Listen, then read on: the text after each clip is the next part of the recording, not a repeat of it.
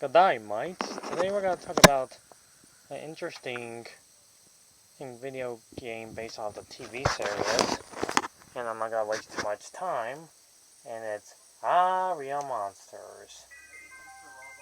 Those of you already watched the show before, or those of you are the new people watching this right now. Well, the show is basically about three of our main monsters. It gets the short, weird bunny monster thing.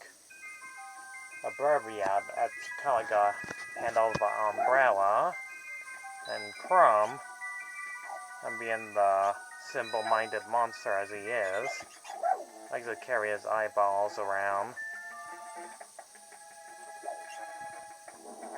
I almost forgot to mention though, Bradley has the stick in the mud and the smart is out of the group. It likes to do troublemaker moments, and at times being a jerk, but most likely kind-hearted to his friends. The game's plot is plain and simple. Before we actually had Monsters Inc. This one based off the show, that's been around since 1991, is plain and simple.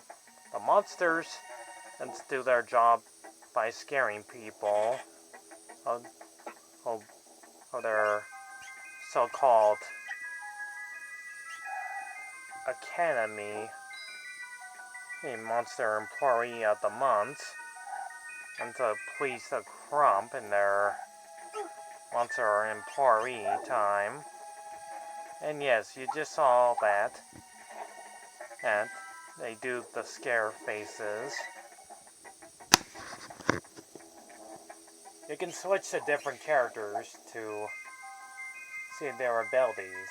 Crump can use his eye ability if you switch to Abelia and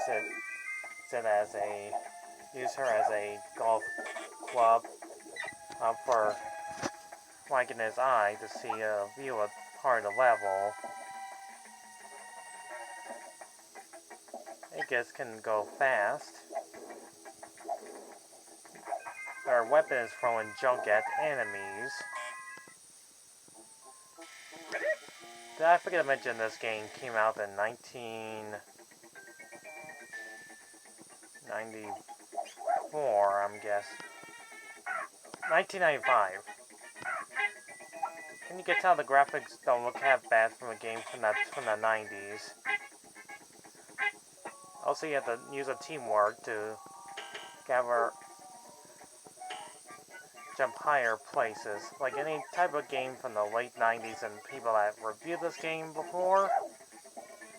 It's basic platforming style, and you had to collect monster books throughout the whole game and fight bosses and enemies.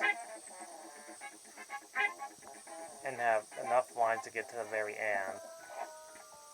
I did play this game before on Super Nintendo. I did get further into the level, but when I got to the museum level, the game crashed. So disappointingly, this game does not have any save files. You have to play it all in one go. If you lose all your lines, you'll have no continues or no passwords or cheats to get this far into the game.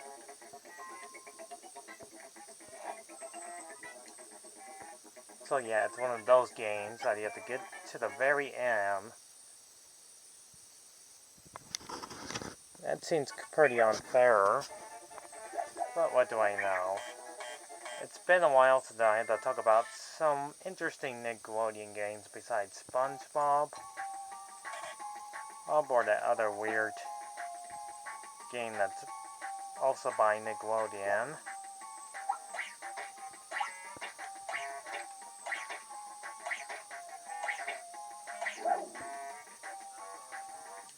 There are several levels in this game, and you have to get through to the very end. They'll be having tricky puzzles to get through. I will not explain too much. You have to play the game for yourself to see how it works.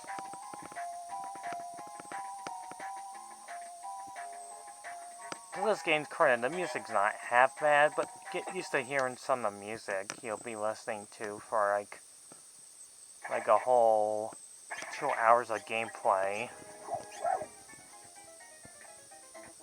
You know this game is meant for kids, but you'll get used to the platforming in this game being tricky at times.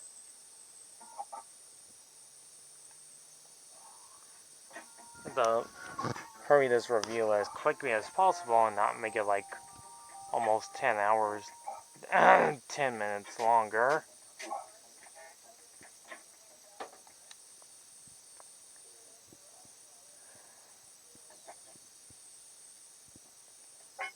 And you have to avoid like dangerous traps and make sure you don't fall into bonus pits. And to get to other sides, that'll become a little bit harder later on. Believe me, the game is hard. It'll also show you arrows to know where you're supposed to go.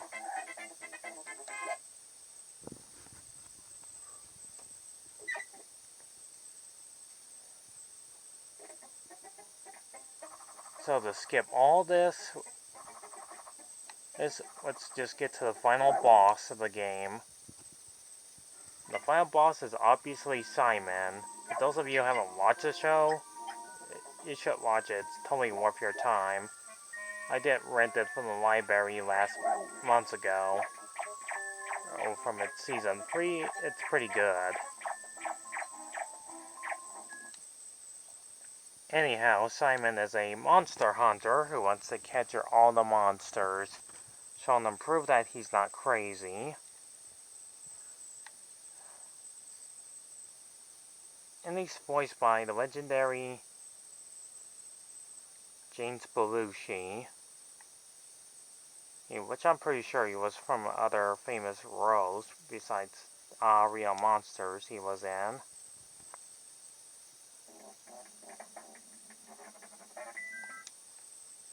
You have to avoid all his dangerous traps.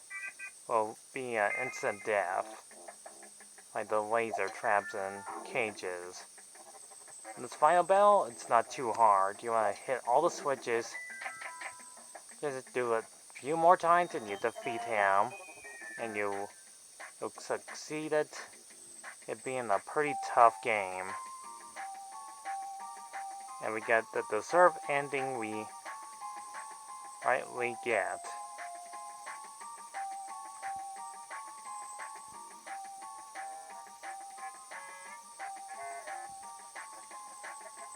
Are in fact a real monster. Now go out there and show me what you can do. Yeah. Hurry diploma. Showing monster dress. Crumble. So this game is actually not half bad. It's one of those good old classic nostalgia games that you love to play from your childhood again, because it's worth talking about. All I can say is, Real Monsters is totally a great game based off the series, which I'll get to someday in the near future. I'll talk about this show.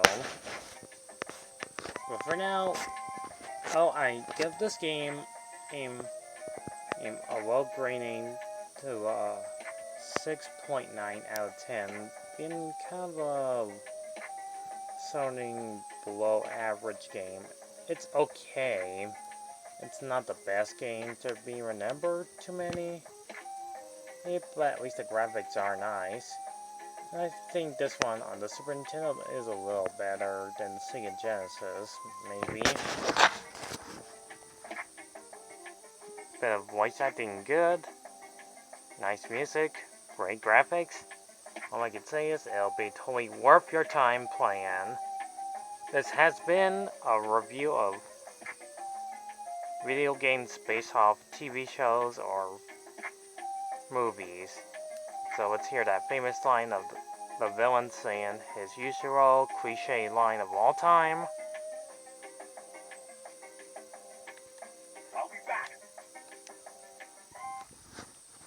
No, he won't. See you then. Thanks for watching. Leave a like and subscribe like a cool, awesome guy. Goodbye for now.